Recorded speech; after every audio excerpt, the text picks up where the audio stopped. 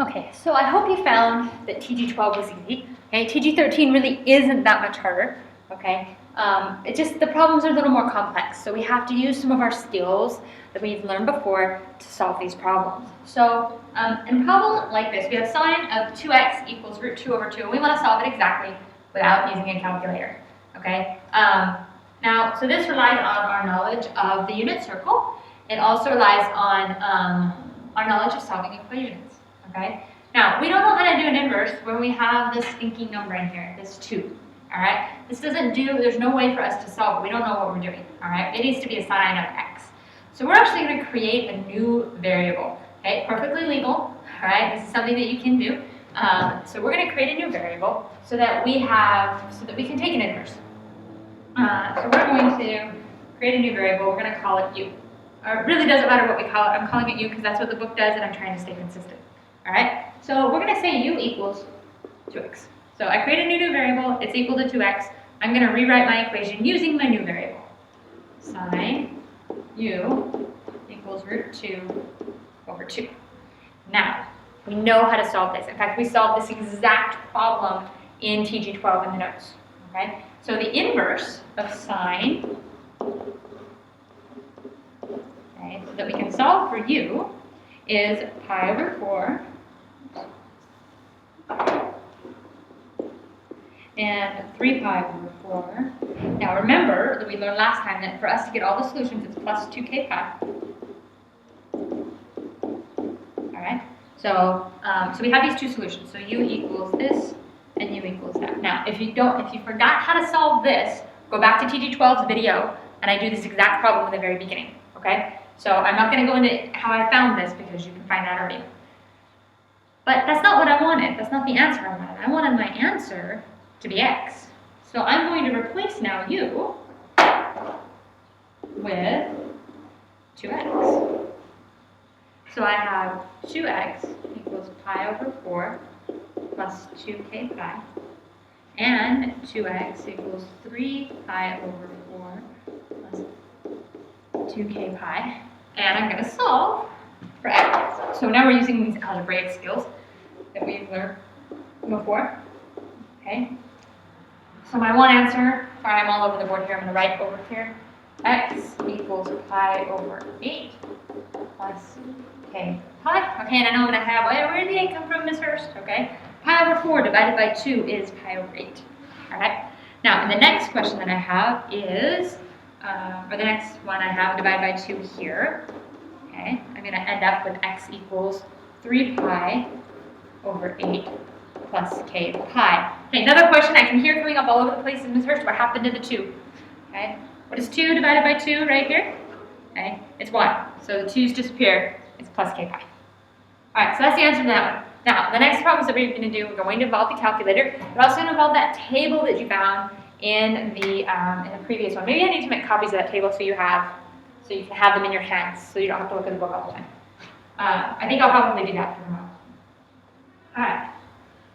So now we end up with a problem that, oh, this looks a little sticky, huh?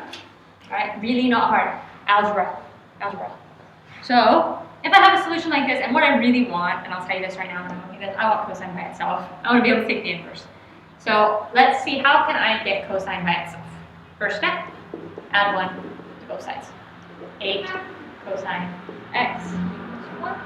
Now divide both sides by 8. Cosine of x equals 1/8. Now, we know from TG12 that I can find the inverse of this now, cosine inverse 1/8, and come up with 2 solutions. Okay, the first solution in my calculator gives me 1.4455. Right? And then remember with cosine, it's also a positive and a negative. So my answer is going to be x equals 1.4455 plus 2k pi, and x equals negative 1.4455 plus 2k pi. Now I used like 4 decimal places on there. 2 to 3 is sufficient. If you go less than 2, I'm going to tell you right now, answers are going to start getting wrong. 2 to 3 is fine. All right. I think I have 1. Nope, I have 2 more examples for you. Okay, so now this one, cotangent. of x equals negative 3.5. Now, in this one, we have never done inverses of cotangent. Okay, we've never done inverses of cosecant or secant. All right. However, we can use what we know about identities to solve this problem. Cotangent is the same thing as 1 over tangent of x. Okay. Now, can I solve this for tangent? Using my algebraic knowledge, absolutely. I'm going to sort of cross multiply, and I end up with a negative 3.5 tangent x equals 1, divided by negative 3.5. Okay, again, some of you I know probably did this in your head, okay? I'm just showing all the work for those that have lost.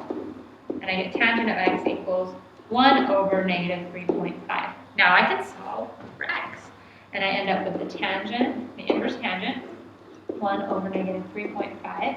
Okay, and I just plug that into my calculator. Sorry, I did a double parenthesis there. Okay, plug that into my calculator, and I end up with,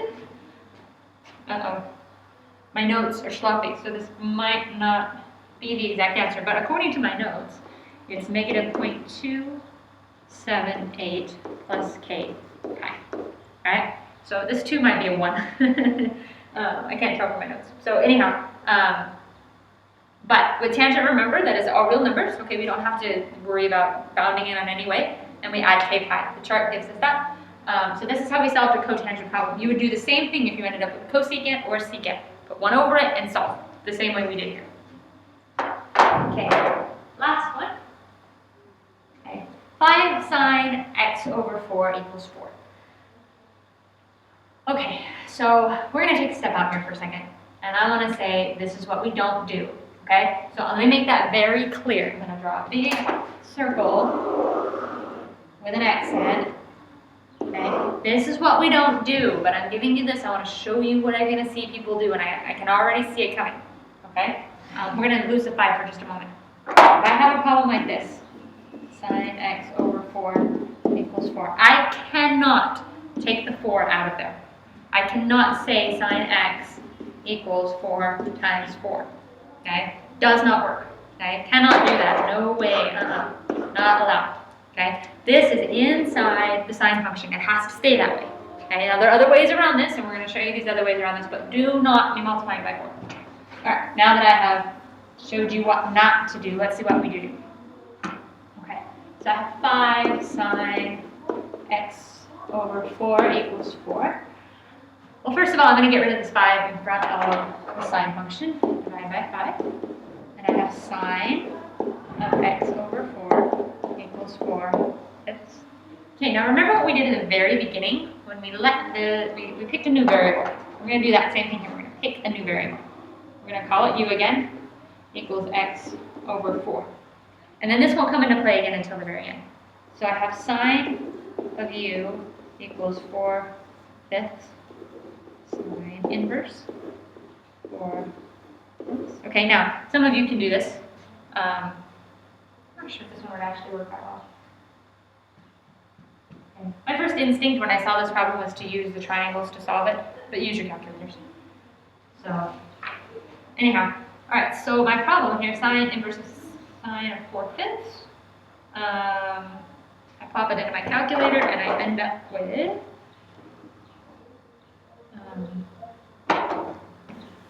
u equals 0.927. Remember, this is plus 2k pi. And then also remember the next one then is going to be u equals pi minus 0.927 plus 2k pi. I'm going to simplify this right here. This is 2.214. Okay. Now, I'm not done yet because I want to know x, not you. I really don't care about you.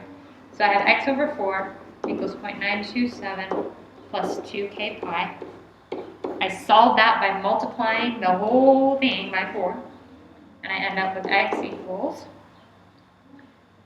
3.71 plus 8k pi. And I do the same thing for this one. Okay, so it's pi over 4 times 4. End up with x equals 8.857 plus 8k pi. Alrighty. And again, it shouldn't be too difficult. I do expect some questions on the homework from this, but I hope I've given you enough examples that you can work with this.